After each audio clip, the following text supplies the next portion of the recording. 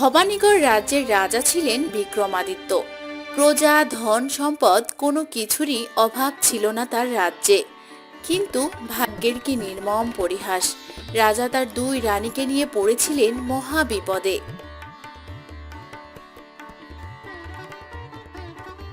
একদিকে বড় রানী সোনালীর ছিল বুদ্ধিমত্তা, দয়া হৃদয়, অন্যদিকে ছোট রানী রূপালীর মনে ছিল হিংসের আগুন। আমাদের এই রাজ্য জয়ের পেছনে সেনাপতির বীরত্ব যেমন আছে, তেমনি আছে আমার বড় রানী সোনালীর বুদ্ধিমত্তা। তাই আমি তাকে রত্ন খুশিতে মুকুট উপহার দিতে যাচ্ছি। কিন্তু উৎসবের এই আনন্দের ক্ষণে আমার ছোট রানী রূপালীকে এতটা বিষণ্ণ দেখাচ্ছে কেন? বিষণ্ণ হব কেন মহারাজ? আপনি বড় রানীকে রাজ্যের শ্রেষ্ঠ রত্নখচিত মুকুট উপহার দিচ্ছেন, আর আমাকে দিচ্ছেন সাধারণ কাচের অলংকার। এতে মন খারাপের কি আছে? আমি তো কেবল আপনার এই সুবিশাল প্রাসাদের এক অবহেলিত অলংকার মাত্র।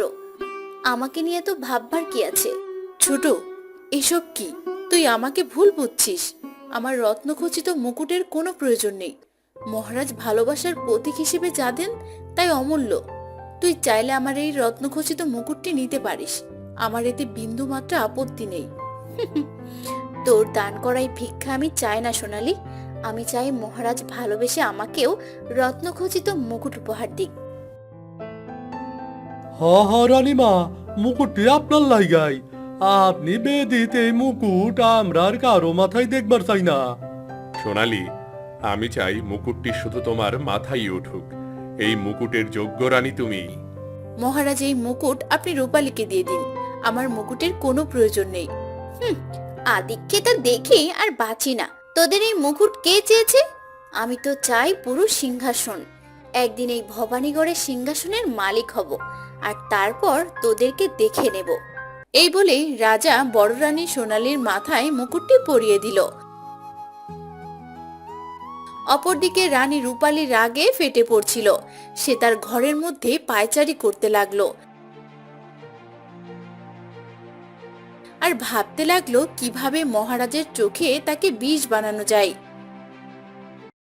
পরের দিন সকাল হতে না হতেই বড় রানী সোনালী রাজপ্রাসাদের খাবারের কক্ষে রাজার জন্য সোনার থালায় পরম যত্নে অনেক খাবার সাজিয়ে দাঁড়িয়েছিল।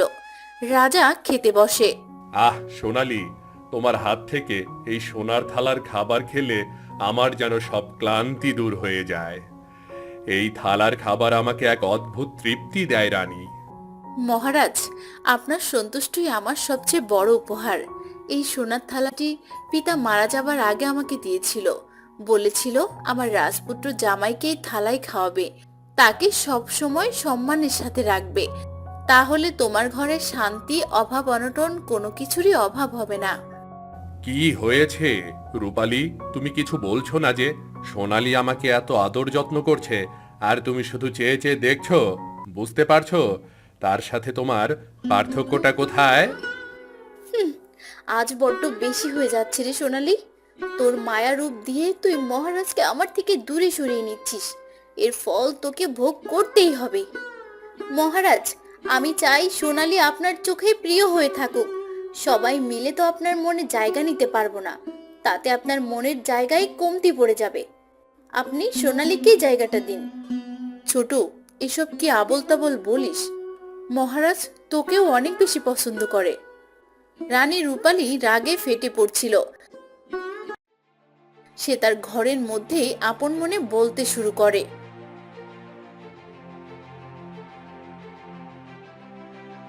না, দেরি করলে চলবে না। আজকে আমাকে ডাইনিমার কাছে যেতেই হবে। দিন দিন সোনালির বড্ড বার বেড়েছে। মহারাজকে কৌশলে আমার থেকে আলাদা করে নিচ্ছে। আজ সোনালির একদিন কি আমার একদিন। তোর হাসি যতদিন আমি বন্ধ না করছি, ততদিন আমার শান্তি নেই রে সোনালি। রূপালী প্রাসাদ থেকে চুপি চুপি বের হয়ে পড়ে। তারপর গহীন অরণ্যের এক অন্ধকার পথ দিয়ে হেঁটে যায়। কিছু দূর এগোতেই সেখানে একটা ঝুপড়ি ঘরে বসেছিল ডাইনি। রূপালী চুপি চুপি সেই ঘরে প্রবেশ করে। ডাইনি মা, আমাকে রক্ষা করুন। রাজপ্রাসাদে বড় রানী সোনালী এক জাদুকরি সোনার থালা দিয়ে রাজাকে বশ করে রেখেছে। আমাকে এমন কোনো পথ দেখান যাতে সোনালী রাজপ্রাসাদ থেকে চিরতরে দূর হয়ে যায়। রাজার চোখে ওকে বিষ দেখাই। রানী রূপালী, সোনার থালার মায়া ভাঙা সহজ নয় রে। তবে শোন, এই নিয়ে এক কোটা অভিশপ্ত কালো ছাই। সোনালীর অনুপস্থিতিতে এই সোনার থালায় ছাই ছিটিয়ে দিবি, আর রাজার কাছে গিয়ে বলবি সোনালী ওই থালায় জাদু টোনা করে রাজাকে মেরে ফেলার চক্রান্ত করছে। চমৎকার চক্রান্ত। রাজা কেন আমার কথা বিশ্বাস করবেন ডাইনিমা? তিনি তো রানী সোনালীর বলতে পাগল। রাজা যখন শুনবেন সোনালী ওনাকে মারতে চায়, তখন রাজা নিজ হাতে ওকে ভিখারিনী বানিয়ে প্রাসাদ থেকে তাড়িয়ে দেবে। শুধু তাই নয়, রাজার চোখে সোনালী বিষ হয়ে যাবে।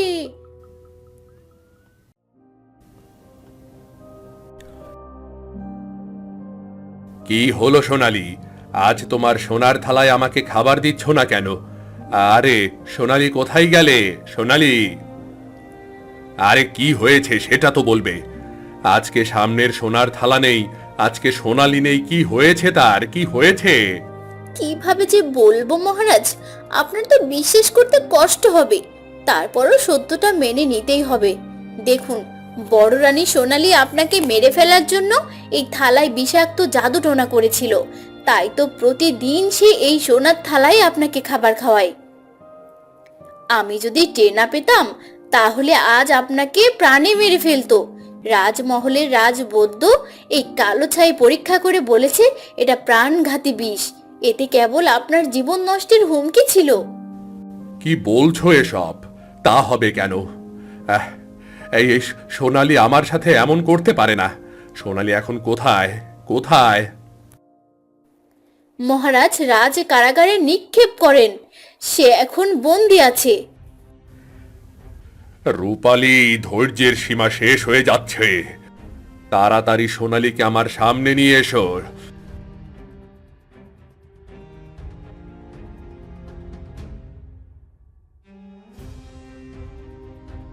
যা শুনছি তা কি সত্য?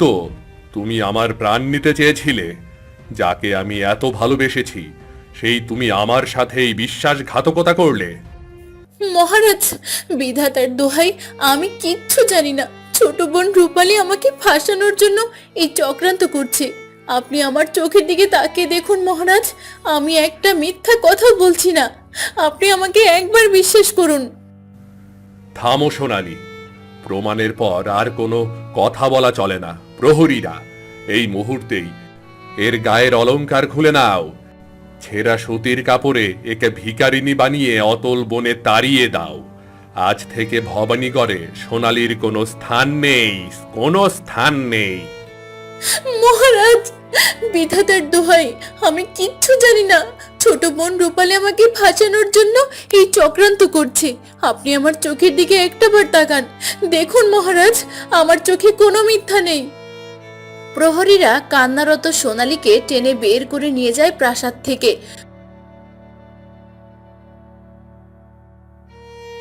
হে বিধাতা, এই ছিল আমার কপালে। আমি তো আমার জন্য চিন্তা করছি না। আমার মহারাজ আদিত্যের কি হবে? যারা আমাকে এভাবে তাড়ালো রাজপ্রাসাদ থেকে, তারা না জানি কত বড় ভয়ঙ্কর ষড়যন্ত্র আমার রাজা আদিত্যের উপরে করবে। বড় রানী সোনালী কান্না করতে করতে গভীর অরণ্য দিয়ে হেঁটে যাচ্ছিলেন। মনে হচ্ছে সে পাগল হয়ে গেছে। সব হারিয়ে নিঃস্ব হয়ে সে গভীর অরণ্যে কান্না করতে করতে হেঁটে যাচ্ছে। হঠাৎ করেই তার সামনে একটা সন্ন্যাসী আসে। তুই চিন্তা করিস না মা, হয়তো এটা বিধাতার ইচ্ছা ছিল। তুই এই সাথে জাদুর ফল নে। যদি কোনোদিন মহারাজকে বিপদে পড়তে দেখিস, তবে এই ফলে তোর জীবনের মোড় ঘুরিয়ে দেবে। আজ থেকে তুই এই জঙ্গলে বসবাস করতে শুরু করে দে। তাই হোক সন্ন্যাসী মা, বিধাতা যা চায় তাই হোক। আমি আজ থেকে এখানে বসবাস করতে থাকবো, অপেক্ষায় থাকবো রাজা বিক্রমাদিত্য কবে ফিরে আসবে। কয়েক মাস পরের ঘটনা। রাজপ্রাসাদে থমথমে পরিবেশ। রানী রূপালী সোনালীর সেই সোনার থালায় খাবার খেতে বসেছে। আজ থেকে এই সোনার থালা আমার, পুরো ভবানীগড় এখন আমার হাতের মুঠোয়। আজ থেকে এই সোনার থালায় শুধু আমি ভাত খাবো। মহারাজ মহারাজ বিক্রমাদিত্যকে তো আমি শেষ করে ফেলেছি। রূপালী যেই না সোনার থালায় খাবারে হাত দিল, অমনি থালা থেকে বিকট শব্দে ধোঁয়া বের হলো, আর সাথে সাথেই রূপালীর রূপ লাবণ্য নিমিষেই গায়ে কুৎসিত রং ধারণ করলো। এ কি হলো, এ কি হলো? আমার রূপ লাবণ্য কোথায় গেল? আমার মুখ এমন কুৎসিত হলো কি করে? না না, এ হতে পারে না, এ হতে পারে না। আমার রূপ লাবণ্য কোথায় গেল? পোকা রূপালী, সোনালী ছিল এই থালার আসল পুণ্যবতী মালিক। অন্যায় ভাবে পাপে হাত দিয়েছিস, তাই তো রূপ লাবণ্য চিরতরে ধ্বংস হয়ে গেল। আর এখন থেকে ভবানীগড়ে আমার রাজত্ব চলবে। তুই এখান থেকে দূর হ। রানী রূপালী চেয়েছিল রাজপ্রাসাদের সমস্ত কিছু ভোগ করবে, কিন্তু তার হলো না। এখন থেকে ডাইনির রাজত্ব শুরু হবে, এটা ভাবতেই তার মন আরো ভেঙে পড়ল। আমি কি করেছি? নিজের হাতে রাজপ্রাসাদটাকে ধ্বংস করেছি। নিজের হাতে রাজা বিক্রমাদিত্য রাজপ্রাসাদ আমি ধ্বংস করেছি। এই পাপের শাস্তি আমাকে ভোগ করতেই হবে। সেনাপতি, যারা রাজপ্রাসাদের কাজে ঢিলে করে, বসে বসে খায়, অন্ন ধ্বংস করে, তাদের সবাইকে বের করে দাও।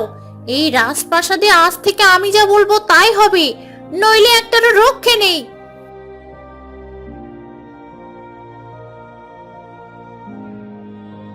মন্ত্রী মশাই, এই ছিল আমার কপালে। লক্ষ্মী বুদ্ধিমত্তা রানী সোনালীকে আমি অপবাদ্যে তাড়িয়ে দিয়েছি, তাই আজ আবার কপালটা এমন পুড়ছে। মহারাজ, আপনার যদি এই দশা হয় তাহলে ভাবুন রাজ্যের সাধারণ প্রজাদের কি অবস্থা। সবাই তো না খেয়ে মরে যাবে। আর আমার কথা নাই বললাম, আপনি বরং রানী সোনালীকে বুঝতে বেরিয়ে পড়ুন। হিরে যে ডাইনির কালো ছায়া পড়েছে, তা একমাত্র আমাদের রানী সোনালী দূর করতে পারে।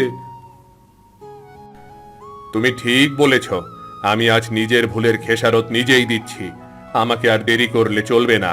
যে করেই হোক রানী সোনালীকে খুঁজে বের করতে হবে, না হলে এই পাপিষ্ট রূপালী আমার প্রাসাদ গিলে খাবে।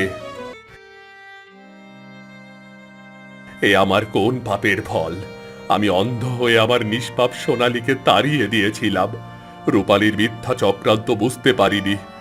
আজ আমার রাজ্য নেই, ধন সম্পদ নেই, আমি নিজে ভিখিরি হয়ে পথে পথে ঘুরছি। বিধাতা, আমাকে ক্ষমা করো।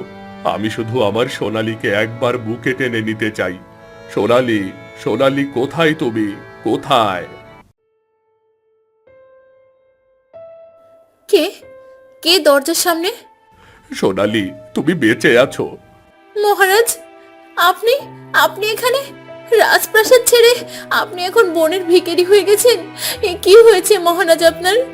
আমাকে ক্ষমা করে দাও সোনালী, আমি অন্ধ ছিলাম। রূপালী আর ডাইনির চক্রান্তে তোমার পবিত্রে দাগ লাগিয়েছিলাম। আজ আমার অহংকার চূর্ণ হয়ে গেছে। আমি তোমাকে আর কোনো রাজপ্রাসাদ দিতে পারবো না সোনালী। শুধু তোমার কাছে ক্ষমা চাইতে এসেছি। ক্ষমা। মহারাজ, আপনি অনুতপ্ত হয়েছেন, এতে আমার কষ্ট সব মুছে গেছে। সত্য কখনো ঢেকে রাখা যায় না। উঠুন মহারাজ, আজ আপনার অবস্থা দেখে সত্যি আমার মন ভেঙে খান খান হয়ে যাচ্ছে। আপনি উঠুন মহারাজ। রানী সোনালীকে যে রাজ্যের শুভ শক্তির সন্ন্যাসী 7টি ফল দিয়েছিল, সেই 7টি ফল সোনার থালায় রাখে। হে বিধাতা, এই পবিত্র সিংহাসন মহারাজ আদিত্যের সবকিছু ধ্বংস হয়ে গেছে। আপনি শুভ শক্তির মাধ্যমে সব ঠিক করে দেন।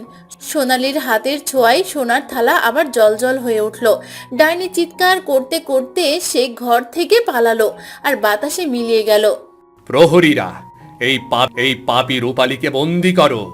যে রাজ্য বিক্রি করার ষড়যন্ত্র করছে, রাজকোষ চুরি করছে এবং প্রজাদের ওপর অত্যাচার করছে, তাকে জীবনের শেষ দিন পর্যন্ত অন্ধকার কারাগারে বন্দি করে রাখা হোক।